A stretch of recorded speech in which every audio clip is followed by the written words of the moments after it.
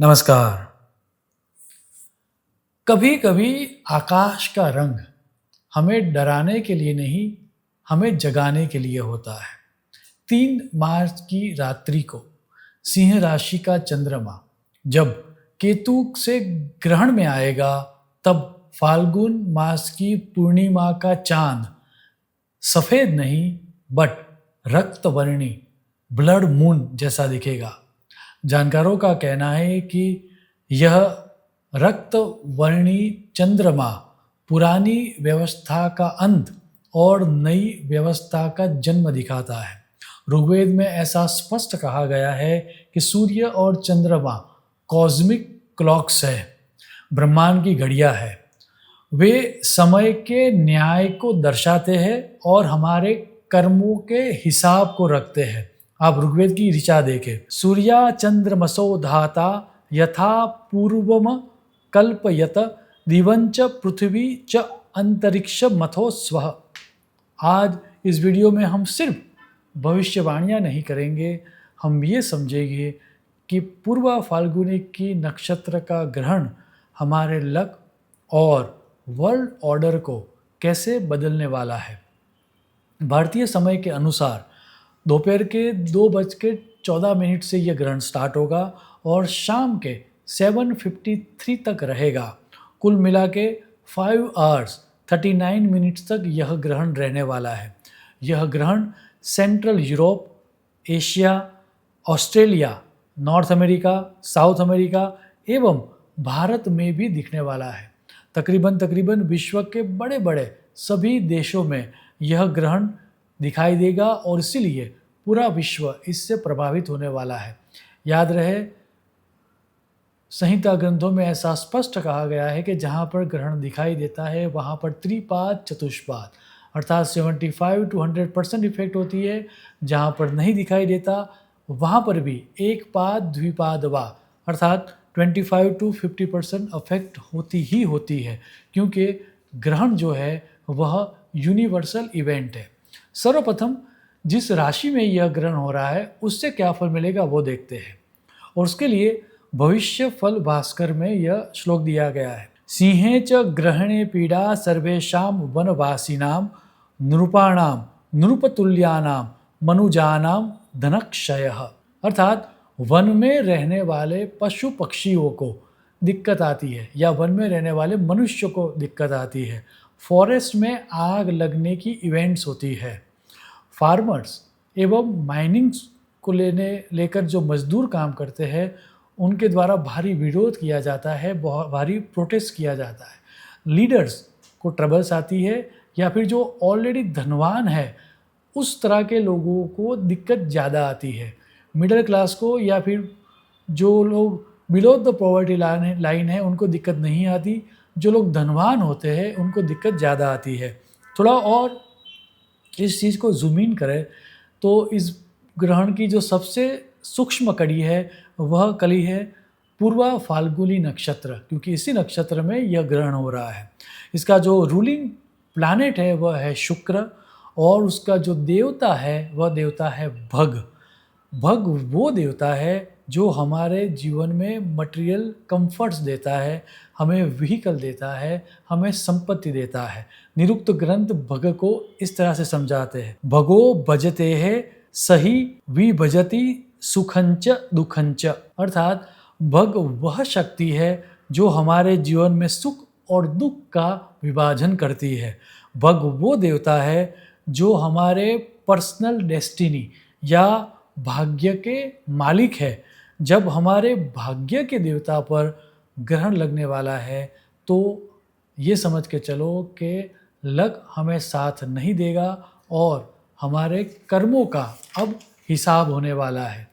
इस ग्रहण की डायरेक्ट इफ़ेक्ट हमारे पर्सनल फाइनेंस और रिलेशनशिप पर पड़ने वाली है। हमारे भीतर भोग विलास की तीव्र इच्छा जगेगी और उसके कारण ही हमारा पतन होने वाला है, ऐसा शास्त्र में कहा गया है।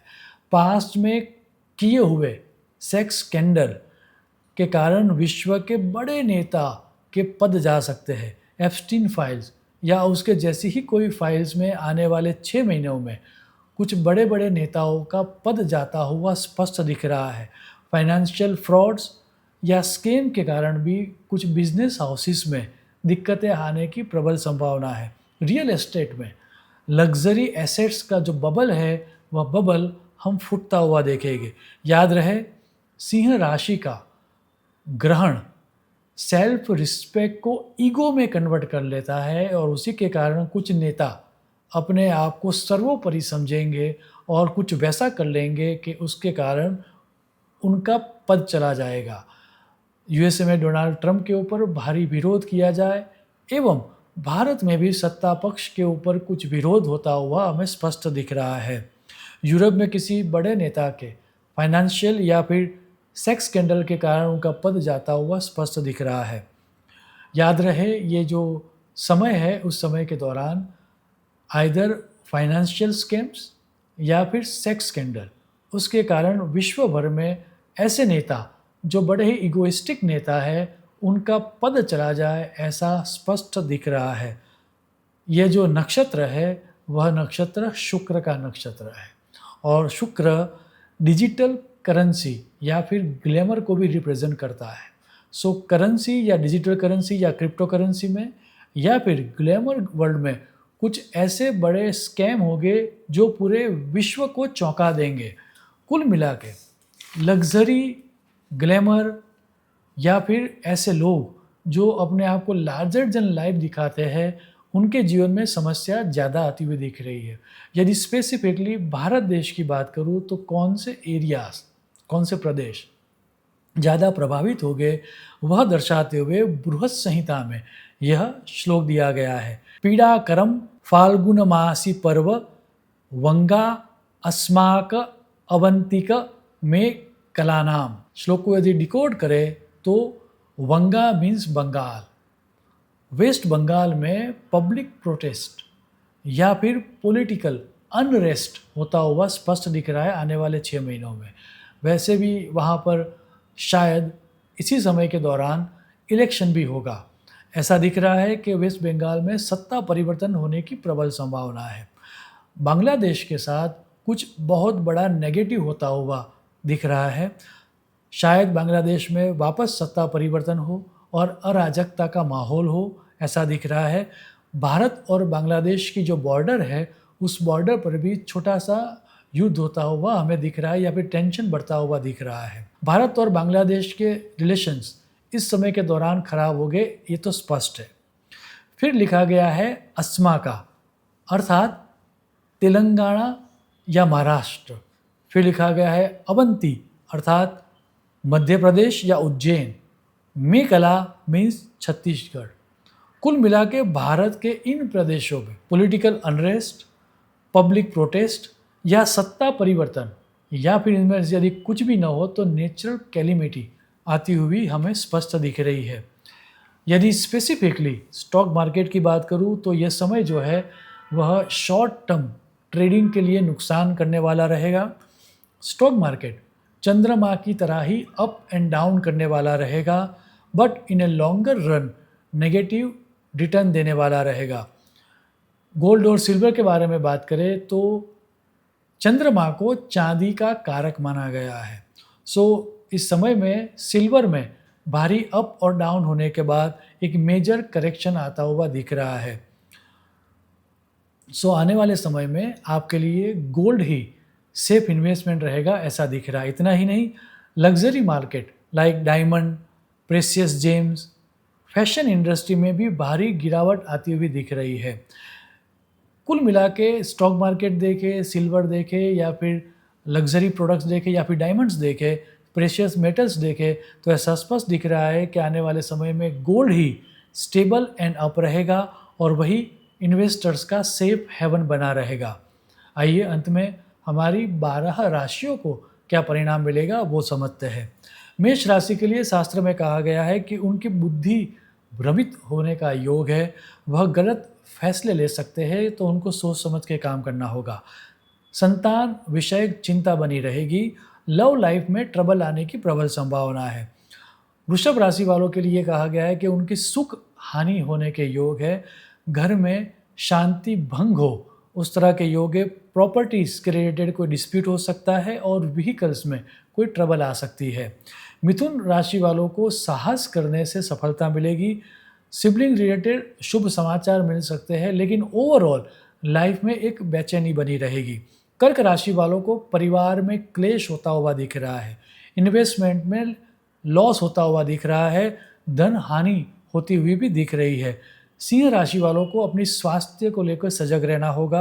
अपकीर्ति मिलने के योग है और कोई महत्वपूर्ण रिलेशनशिप टूट जाए वैसे भी योग है। कन्या राशि वालों को व्यर्थ के खर्च से बचना होगा। गुप्त चिंताएं उनको सताएगी और शत्रु रिलेटेड भी समस्याएं बहुत लंबे समय तक चलेगी। तुला राशि वालों का सोशल सर्कल एनहांस होगा। उनको लाभ तो होगा, लेकिन यदि वह शॉर्टकट लेने का प्रयास करेंगे तो उनको नुकसान भी हो सकता है। वृश्चिक राशि वालों को कार्य क्षेत्र के रिलेटेड ट्रबल्स आ सकती है। प्रोफेशन को लेकर चिंता बनी रहेगी और पेरेंट की हेल्थ को लेकर भी चिंता आती हुई दिख रही है। धनु राशि वालों को लॉन्ग ट्रैवलिंग अवॉइड करनी चाहिए। लक का सपोर्ट उनको नहीं मिल रहा है। उस तरह की विचारधारा उनके मन में बनी रहेगी और हो सके तो अपनी पेरेंट की हेल्थ को लेकर भी उनको सजग रहना पड़ेगा। मकर राशि वालों को अपनी स्वास्थ्य को लेकर कुछ ज़्यादा ही चिंता रहेगी। हो सके तो इस समय के दौरान उनको बहुत ही संभाल के रहना होगा, क्योंकि मृत्यु तुल्य कष्ट होने की संभावना है। एक्सीडेंट के भी योग है। सर्जरी उन्होंने नहीं करवानी चाहिए। यदि वो करवाएंगे तो इस समय के दौरान जो रिकवरी होनी चाहिए वो नहीं हो पाएगी। कुंभ राशि वालों को पार्टनरशिप को लेकर समस्या हो सकती है। मैरिज में कुछ समस्या हो सकती है। उनके जो लॉन्ग लास्टिंग रिलेशनशिप है उनमें समस्या आती हुई दिख रही है। मीन राशि वालों के लिए यह समय शत्रु विजय देने वाला रहेगा। कोर्ट केस में उनकी विजय होगी और शुभ समाचार की भी प्राप्ति होगी। हालांकि हेल्थ को लेकर कुछ दिक्कत आने की संभावना है। अंत में इस चंद्र ग्रहण की नेगेटिविटी को कैसे दूर करें, उसके लिए मैंने कुछ समय पहले एक वीडियो बनाया था, how to reduce bad effects of eclipse. वो आप देखना। वो देखने से आप स्पष्ट समझ पाओगे कि वहाँ जो उपाय दिए गए वो यदि आप करोगे तो आप सुनिश्चित तौर से ग्रहण की नेगेटिविटी को दूर कर पाओगे।